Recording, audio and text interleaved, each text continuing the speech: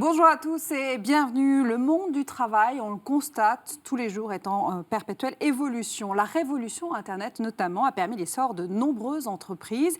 Et s'il est une chose que nous a appris le succès du régime des auto-entrepreneurs, c'est que les Français ont le goût de l'indépendance et que beaucoup, les jeunes notamment, rêvent de monter leur propre entreprise. L'avenir du salariat est-elle l'indépendance? Pour répondre à ces questions, à mes côtés, comme chaque semaine, j'ai le plaisir de retrouver Jean-Eudes Tesson, chef d'entreprise.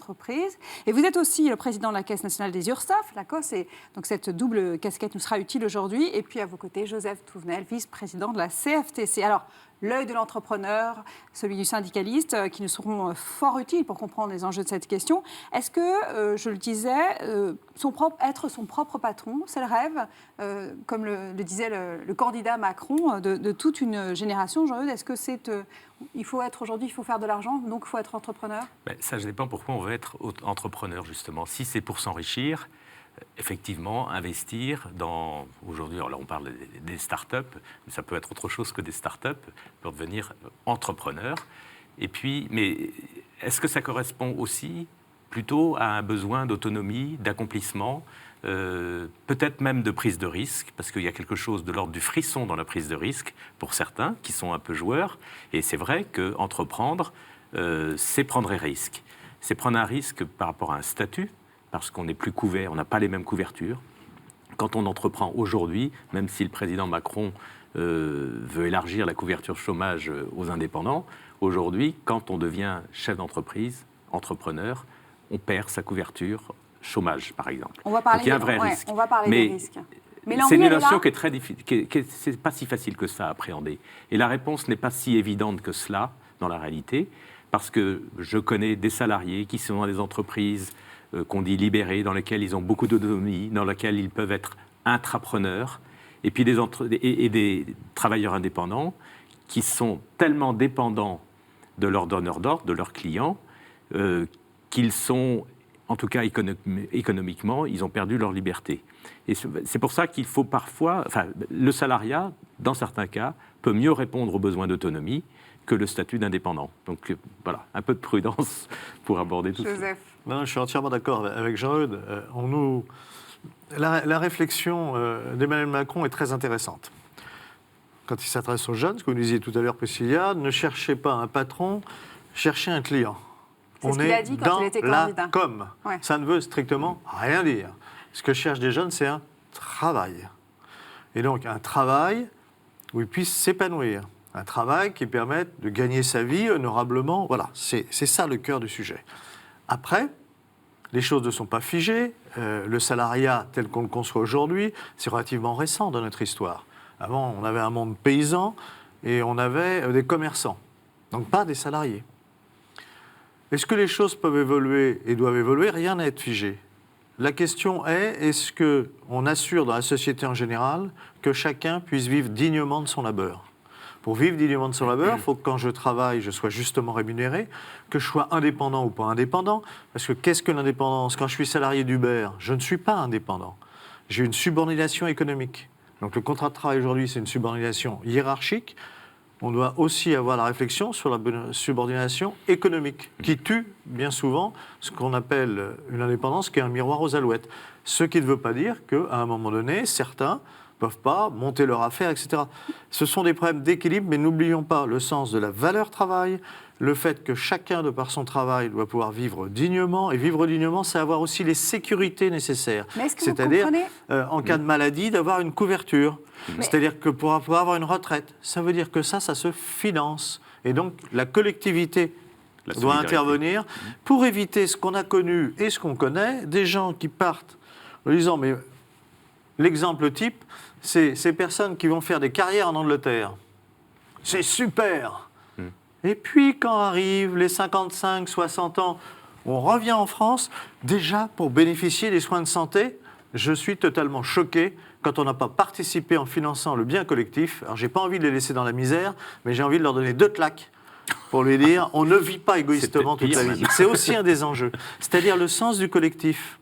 est aussi important, y compris dans le monde du travail, ce qui ne veut pas dire que le désir des jeunes de vouloir être indépendant, c'est un bon désir aussi. Vous êtes dans un discours extrêmement raisonnable tous les deux, parce que vous avez aussi cette expérience, cette ancienneté, j'allais dire. Mais les jeunes, et même pas les jeunes, d'ailleurs les Français en général, qui font preuve de cet esprit d'indépendance, qui ont donné le succès qu'on a connu pour le régime des auto-entrepreneurs, ces jeunes qui disent vouloir monter leur boîte, pas seulement pour une question de frisson, mais aussi parce qu'ils ont l'impression que c'est la seule réponse qu'on peut opposer au chômage de masse que connaît la France. Il faut bien les entendre. Je ne suis pas sûr que ce soit ça. C'est le statut social de l'entrepreneur aussi, du jeune entrepreneur, parce qu'on appelle start-up un peu n'importe quoi parfois.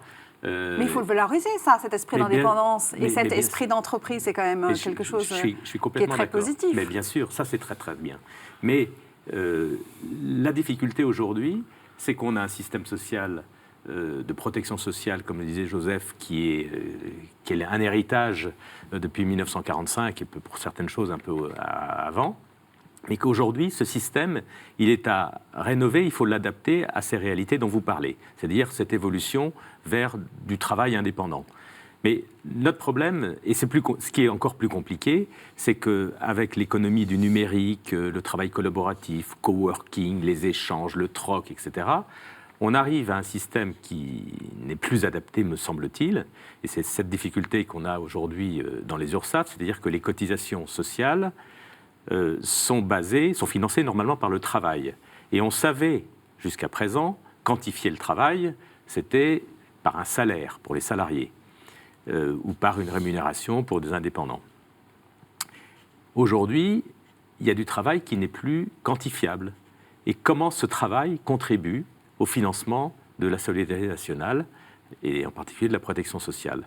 Donc, il y a des choses à réinventer, c'est-à-dire peut-être que c'est demain la consommation qui servira d'assiette, d'où la TVA sociale. Ça, c'est le travail de l'État.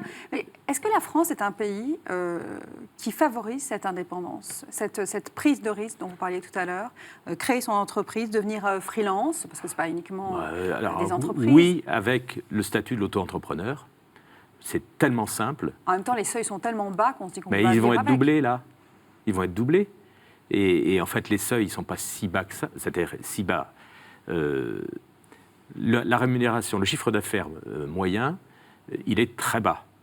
Parce que c'est souvent un travail d'appoint, une rémunération d'appoint, c'était conçu comme ça, mais tout le monde n'est pas dans cette situation-là.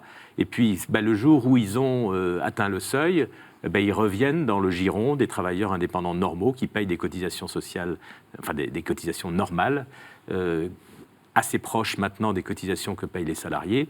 Donc il y a cette harmonisation qui doit se faire petit à petit. Joseph ? Qu'un jeune ait envie d'aventure et de prendre des responsabilités, tant mieux. Parce qu'un jeune qui me dit, moi, ce que j'ai envie de faire, c'est me planquer dans un coin et surtout pas avoir de responsabilités, pas courir de risques, etc. Attends la retraite. Il y en a quelques-uns. Il y en a quelques-uns qui ont ce discours. Il ne faut pas non plus leurrer. Il ne faut pas non plus leurrer les gens. Et d'ailleurs, il y a une étude intéressante à faire, c'est le nombre d'auto-entrepreneurs pendant quelques années qui ensuite rentrent comme professeurs des écoles. Ça ne fait que croître et embellir. C'est-à-dire qu'à un moment donné, ils sont partis dans une espèce de mythe de réussite individuelle, se sont aperçus que les choses étaient un peu plus compliquées. Et financièrement, et travailler ensemble n'est pas un gros mot non plus. On peut, Jean-Eudes le disait tout à l'heure, toutes les situations sont envisageables, y compris celles où je vais être quelqu'un qui prend les choses en main, qui prend des risques, etc., dans le cadre d'une collectivité de travail. Y compris quand je suis fonctionnaire. Quand je deviens, j'allais dire officier parachutiste, mais je peux être homme du rang aussi, et que je m'engage, c'est une prise de risque. C'est une vraie prise de risque, c'est une véritable ambition, c'est un service aux autres, mais là, on ne peut pas le déconnecter du sens du collectif. Donc voilà, c'est tous ces équilibres, et surtout ne leurrons pas les gens sur des slogans, sur des images et sur des idées toutes faites qui peuvent en amener un certain nombre dans le mur. C'est ça soyons prudents sur ce statut d'indépendant, mais vous parlez tout à l'heure, Jean-Eudes, de repenser, il faut repenser, parce qu'on a quand même une société, une économie qui se modifie, avec des statuts qui se différencient, de plus en plus de gens qui se lancent dans l'entrepreneuriat ou dans ce qu'on appelle le freelance, qui travaillent à l'extérieur pour des entreprises. Est-ce que ça veut dire aussi qu'il faut repenser l'organisation du travail ? pour un entrepreneur ou Mais pour un... c'est indépendant, je crois. C'est-à-dire, et Joseph en parlait tout à l'heure, il y a la notion de subordination, et qui est une notion légale. C'est-à-dire qu'aujourd'hui, l'URSSAF peut redresser des indépendants ou des entreprises qui font appel à des indépendants en considérant qu'il y a un lien de subordination et qu'ils auraient dû être salariés. Et ça, c'est assez bien défini. Il y a des critères. Mais, comme je disais tout à l'heure, tout ça, c'est en train de bouger. C'est-à-dire que c'est la notion d'autonomie plus que d'indépendance, d'ailleurs, qu'il faut qui peut-être retenir et sur lequel on doit travailler. Mon sentiment, c'est qu'il faut que le monde économique soit capable, par son organisation, par les statuts qu'il donne à ceux qui occupent des emplois, indépendants, salariés, de répondre répondre aux besoins des gens, c'est-à-dire ce à quoi ils aspirent. Et quand ils aspirent à de l'autonomie, est-ce que la seule solution, c'est qu'ils soient travailleurs indépendants, ou est-ce que dans l'entreprise, on peut leur apporter cette autonomie?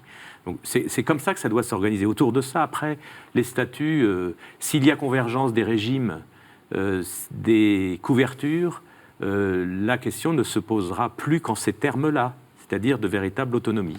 Joseph? C'est exactement ce que prône la CFTC sur ces nouveaux métiers, sur l'utilisation de nouvelles technologies.